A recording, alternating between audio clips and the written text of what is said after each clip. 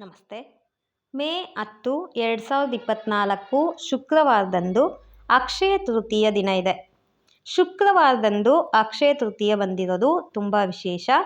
ತೃತೀಯ ತಿಥಿ ಯಾವಾಗ ಪ್ರಾರಂಭವಾಗಿ ಯಾವಾಗ ಕೊನೆಗೊಳ್ಳುತ್ತೆ ಮತ್ತು ಬಂಗಾರ ಕೊಂಡುಕೊಳ್ಳುವವರಿಗೆ ಶುಭ ಮುಹೂರ್ತ ಸಮಯ ಹಾಗೂ ಪೂಜೆಗೆ ಒಳ್ಳೆಯ ಮುಹೂರ್ತ ಸಮಯವನ್ನು ಹಿಂದಿನ ವಿಡಿಯೋದಲ್ಲಿ ತಿಳಿಸ್ಕೊಟ್ಟಿದ್ದೀವಿ. ಅಕ್ಷಯ ತೃತೀಯ ಅಂತ ಅಂದ್ರೇ ಆ ದಿನ ಬೆಳ್ಳಿ ಬಂಗಾರವನ್ನು ಕೊಂಡುಕೊಳ್ಬೇಕು. ಆ ರೀತಿ ಬೆಳ್ಳಿ ಬಂಗಾರವನ್ನು ಮನೆಗೆ ತಂದರೆ ಆ ಬೆಳ್ಳಿ ಬಂಗಾರ ಅನ್ನೋದು ವೃದ್ಧಿ ಆಗುತ್ತೆ ಅನ್ನೋದು ನಂಬಿಕೆ. ಬೆಳ್ಳಿ ಬಂಗಾರವನ್ನು ಕೊಂಡುಕೊಳ್ಳೋದಕ್ಕೆ ಅನುಕೂಲ ಇರೋರು ಧಾರಾಳವಾಗಿ ಕೊಂಡುಕೊಳ್ಬೋದು.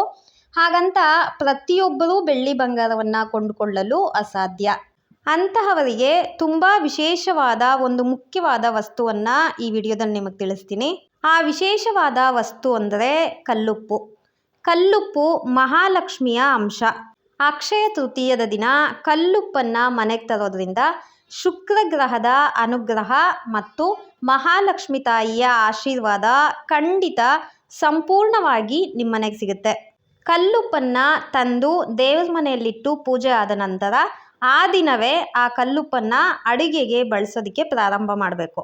ಬೆಳ್ಳಿ ಅಥವಾ ಬಂಗಾರವನ್ನು ಕೊಂಡುಕೊಳ್ಳಲು ಆಗದಿದ್ದರೆ ಮಹಾಲಕ್ಷ್ಮಿ ಅಂಶವಾದ ಯಾವುದೇ ಮಂಗಳಕರವಾದ ವಸ್ತುವನ್ನು ಮನೆಗೆ ತರ್ಬೋದು. ಆ ಮಂಗಳಕರವಾದ ವಸ್ತುಗಳು ಯಾವುವು ಅಂತ ಹಿಂದಿನ ಒಂದು ವಿಡಿಯೋದಲ್ಲಿ ತಿಳಿಸಿದ್ದೀವಿ. ಆ ಮಂಗಳಕರವಾದ ವಸ್ತುಗಳಲ್ಲಿ ಕಲ್ಲುಪ್ಪು ಸಹ ಒಂದು.